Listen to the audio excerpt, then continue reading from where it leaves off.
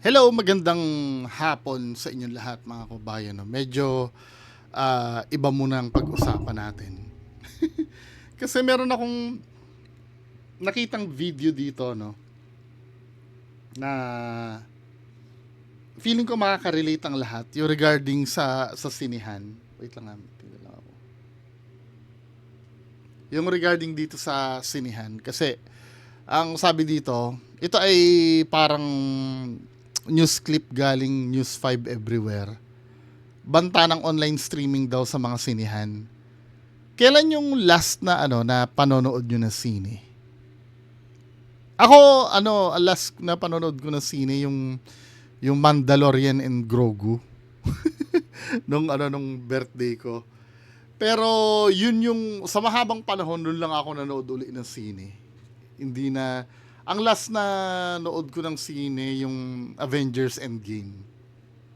Bago yun, 'di ba? Bago mag-lockdown. So panoorin natin mukhang nagkakaroon yata ng crisis sa mundo ng sine.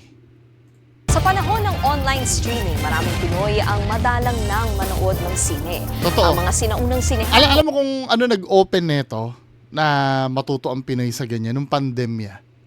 'Di ba nung pandemya nag-stop lahat, 'di ba? Ultimong mga klase online class. 'Di ba? Medyo natuto yung mga tao eh. Pati wala ding TV that time eh nung pandemic. It's either rerun yung pinapalabas or as in yung screen mo talaga noon. Alam mo yung color bars nung panahon ng pandemic. Kaya nga nakilala si FLM noon eh. Kasi nga lahat ng tao sa social media umasa. Oo. So, katulad ng pati nga pag mall nga noon ang hirap eh. 'Di ba may mga pila noon, may social distancing. Naalala ko pag magsu-supermarket noon, meron pang yung alam mo yung sticker ng paa na susundan ka para lahat tapos naka face shield pa nung time na yon. 'Di ba? Sobrang hirap noon, Sana hindi na maulit 'yun nung pandemic. So lahat 'yon sa sobrang sobrang kainipan ng mga Pinoy noon, nagtuon ang lahat sa social media. Marami naging vlogger noon time na 'yon. Isa na ako. Kasi talagang wala talagang nun, magagawa. Ultimo lumabas ng bahay, hindi ka makalabas, di ba? Noong dekada 80, tuluyan na nga bang mababaon sa remote? Doon yata ang first time ko mag-subscribe sa Netflix noon eh. Noong time na yon. First time ko nag-subscribe sa Netflix. Tapos, doon din ako natutong mag-download sa torrent. Kasi nga wala mapanood. Ang kwento, dokumentado sa aking report.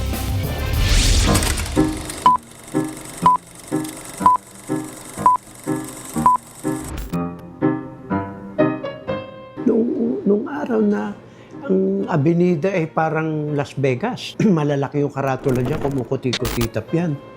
Mga nakaabot niyan. Pag dumaan ka sa abenida ngayon, parang ruins na yung iba, no? Diba? Parang iba na rin yung... Sino nakaabot dito nung Hindi ko na naabutan to ha, pero may nakikita... may nakita akong mga old pictures na yung mga... Just sa may malapit sa Isitan sa Manila, yung mga poster ng movies noon, mga painting. Ang gagaling ng mga nagpe-painting noon, no? Nakikita mo yung malaking billboard doon, painting yung hindi pa uso kasi ang tarpaulin nung araw eh.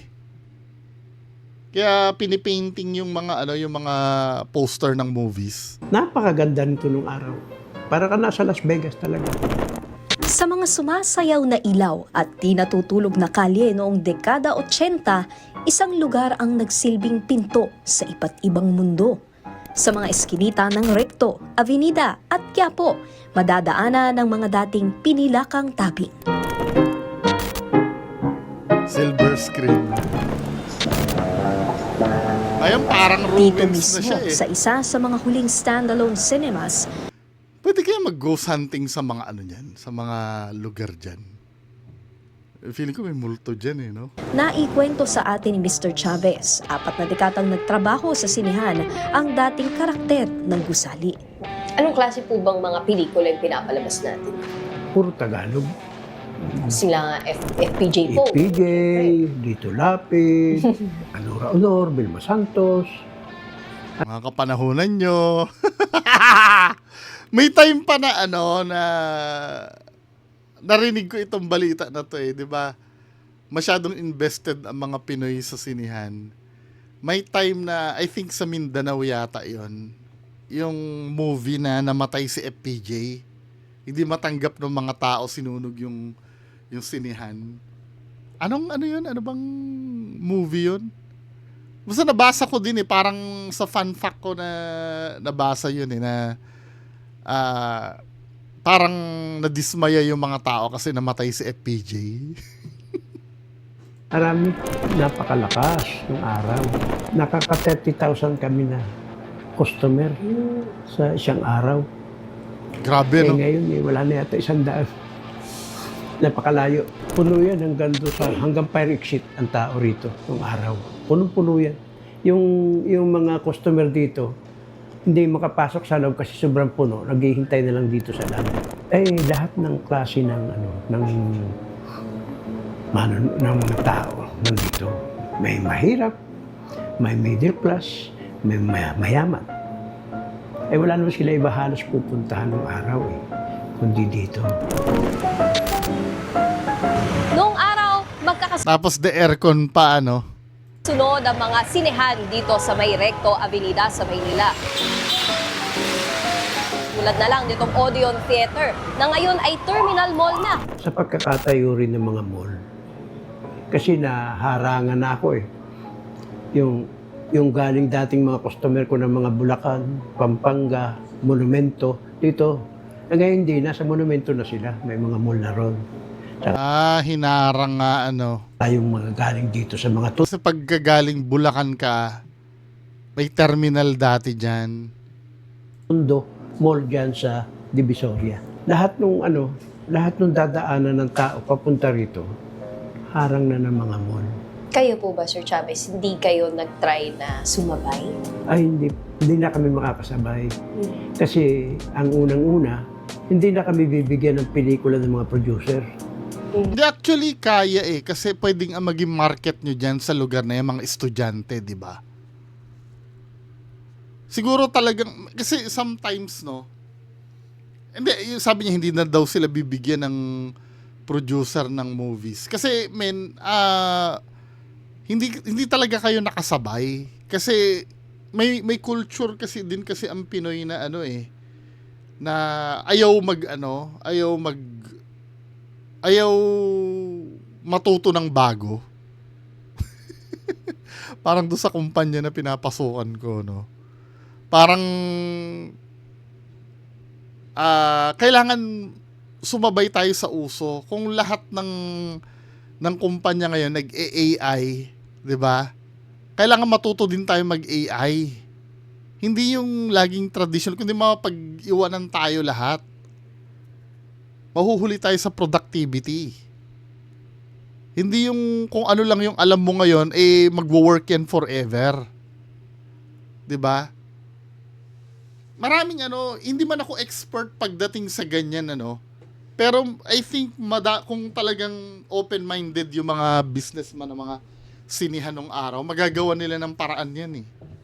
Yung for example, nagdi-digitalize na yung mga sining yan. Dati, film yung dala-dala, yung rolyo eh. Ngayon, hard disk na daw eh, yung diba? Or, yung movie, tinatransmit na through online. May sariling server na magbabato ng high definition na movie. Something like that, no? Kasi need rin kasi sa bagay, need rin kasi mag-invest ng pera sa mga ganong technology eh. 'Di ba? Tapos yung mga upuan papalitan nyo na dapat ng lazy boy 'yan.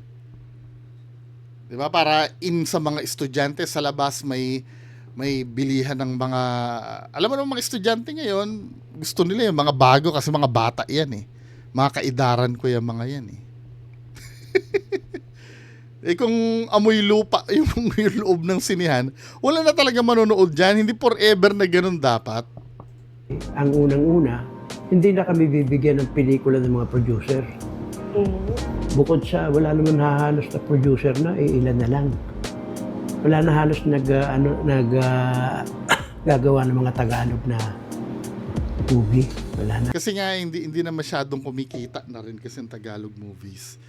Ang problema kasi sa Tagalog movies, mas pinaprioritize nila yung kita eh. 'Di ba?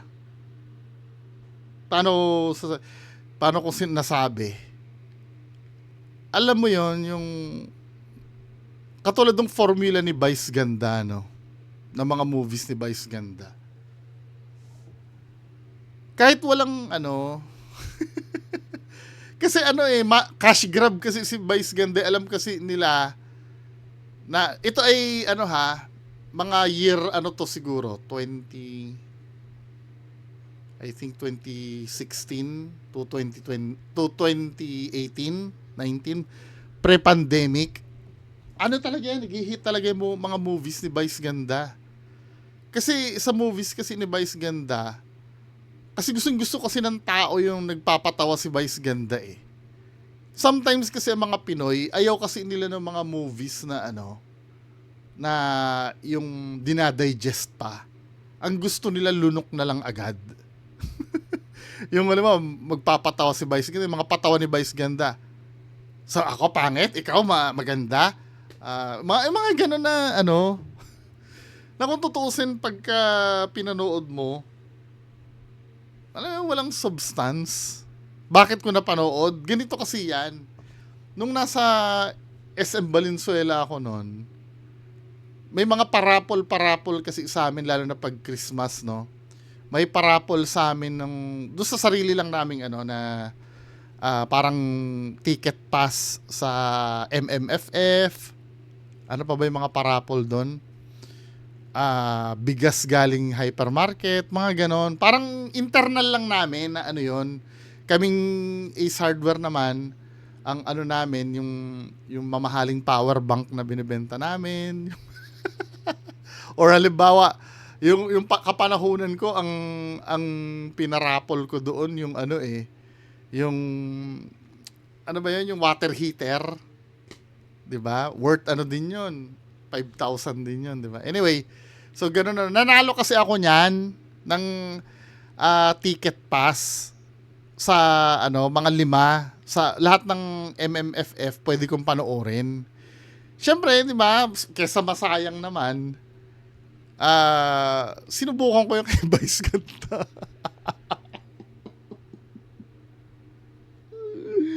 Pag pinanood mo talaga, alam mo yung umpisa, talagang ang pinanood lang ng tao kasi doon talaga mga punchline. Tapos bandang huli, may issue-shoehorn sila na drama para masabing may lesson yung movie. As in talagang, pagdating sa comedy, mas gusto ko pa yung mga movie nila Babalo nun eh. Na talagang kahit pa paano may istorya talaga. Pero yung movie ni Vice Ganda kasi talaga, oo, natawa din naman ako. Pero yung movie talagang basura talaga. Walang talaga yung level. Tapos may magagandang may mga magagandang movie nung time na yun na kasabayan. Yun naman yung nagiging kulelat naman. Ang SM Valenzuela nun, 4 na sine lang yung yung 4 na sine lang yung available. So, yung mga seryosong movie, nakalimutan ko na kung anong kasabayan ng movie ni Vice na seryoso eh. Pero maganda. Kaya lang, ayaw ng Pinoy doon kasi nga boring eh. Naboboringan ng mga Pinoy. Ang gusto kasi ng mga Pinoy, yung mga bakbakan. Kasi, ang problema kasi din naman sa atin, inexploit ng mga movie producer yung mga ganong quality. Kaya nakasanayan na ng Pinoy na manood ng ganong kabasurang movie. 'Di ba? Na hindi mo talaga na ang pumunta mo lang doon, ang goal lang talaga aliwin ka lang.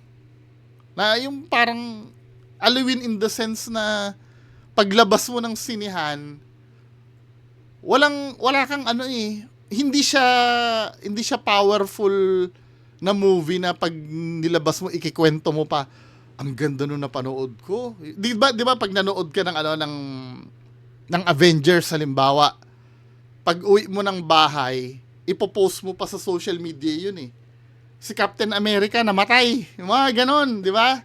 Pero dun sa dun sa movie, walang ganon Meron man siguro, napaka-minimal. Tapos, ang Hollywood movies, pag ginagawa, inaabot minsan ng taon. Minsan, napanood ko sa TV Patrol ba yun? Or sa 24 oras. Si artistang ganito ay naghahanda na para sa entry nilang movie sa MMFF.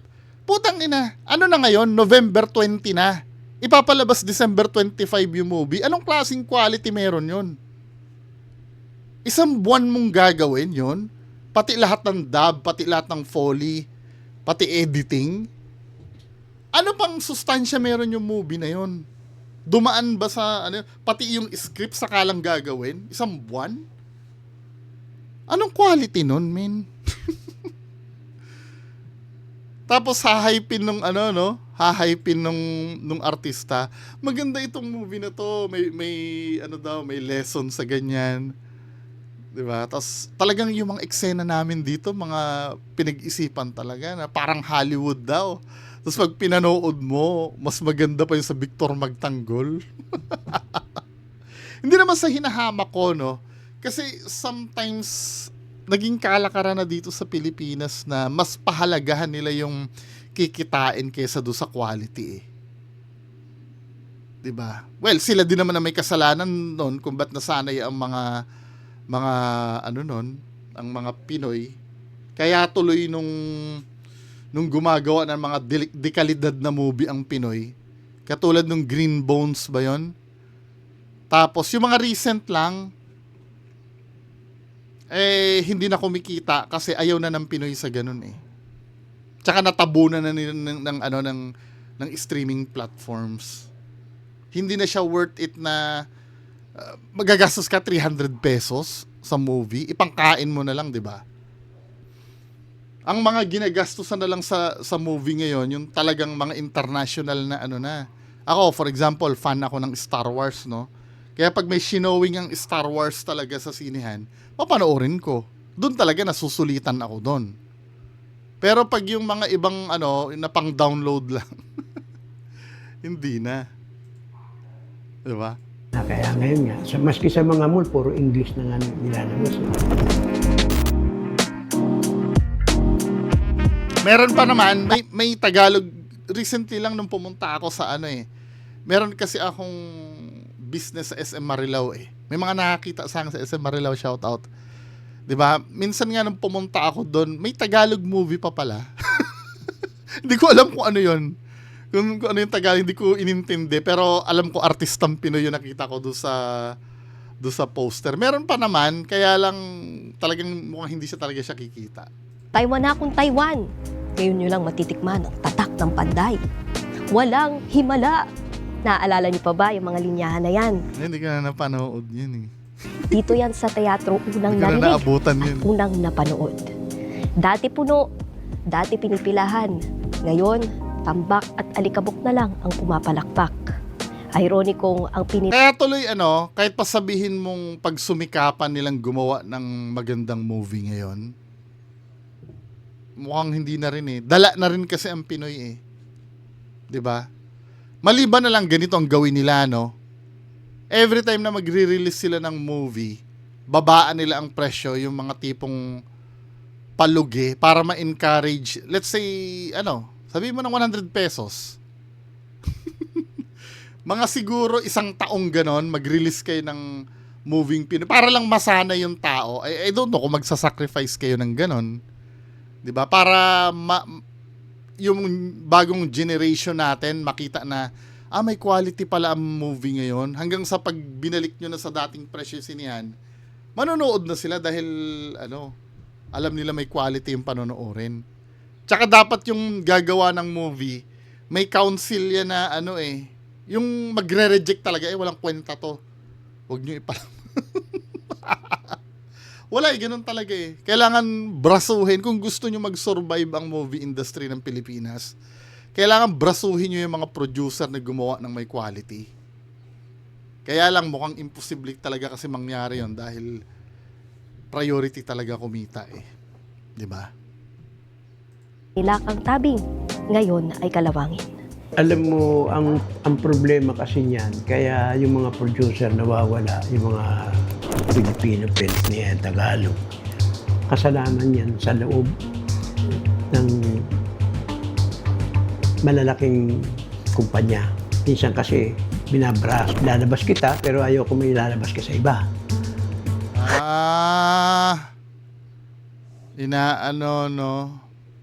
Minomonopolize. Exclusive. Oo, exclusive. Ang nangyayari, pag hindi kilala ng gusto ang artista mo, hindi ka kukunin. Nung wala pang mall, naglalabas kami ng pelikula 1 buwan hanggang 2 buwan. Matagal.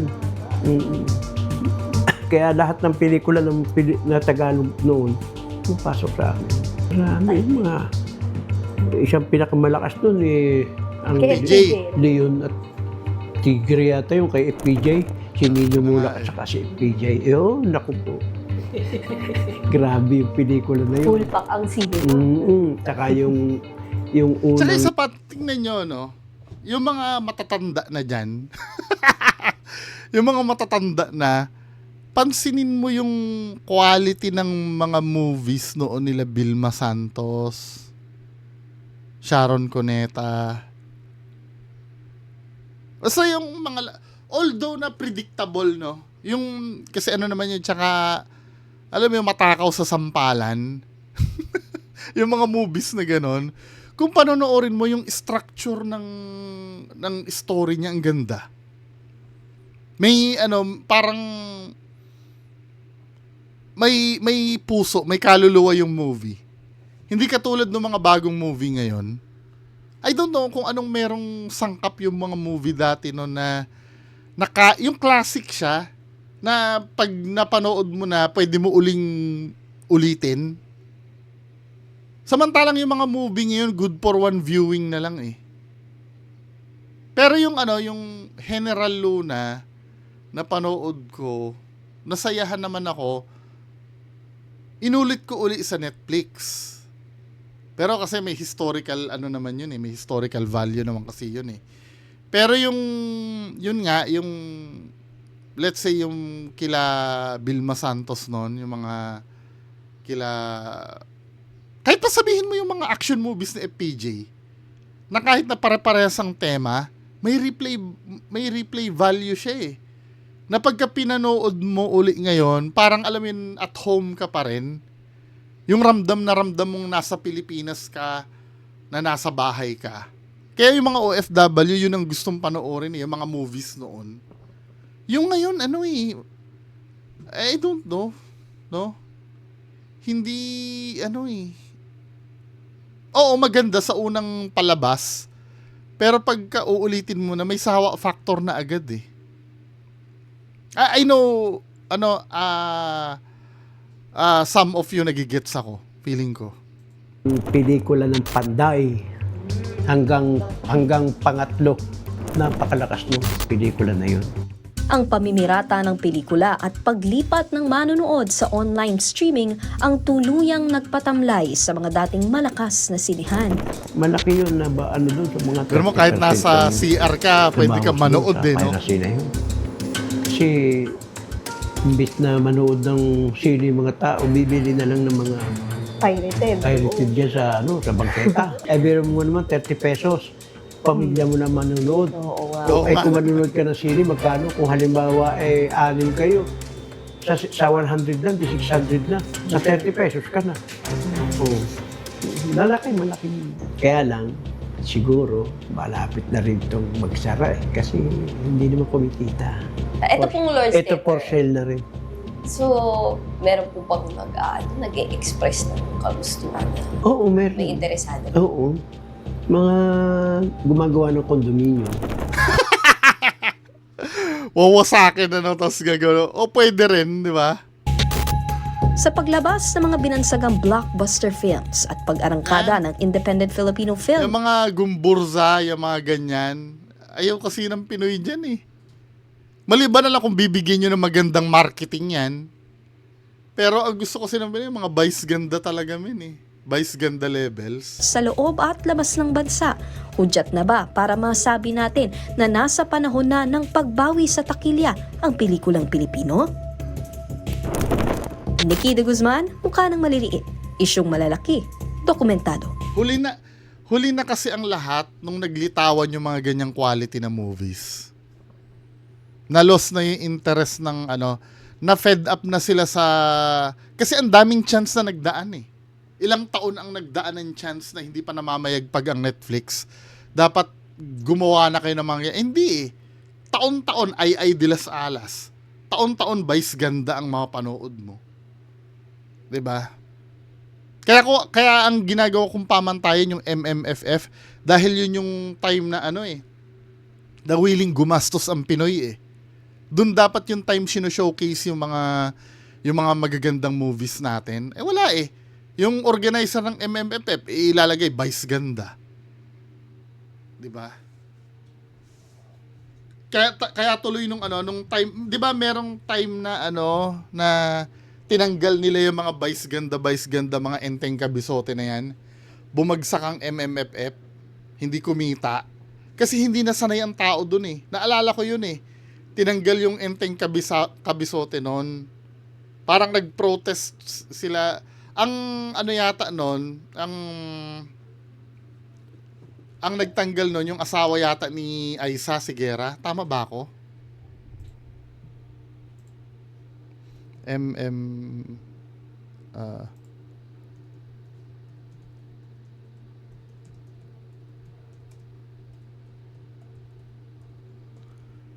Enteng kabisote yata yung tinanggal nun. Ayan nung pala to, 2013. 'Di ba?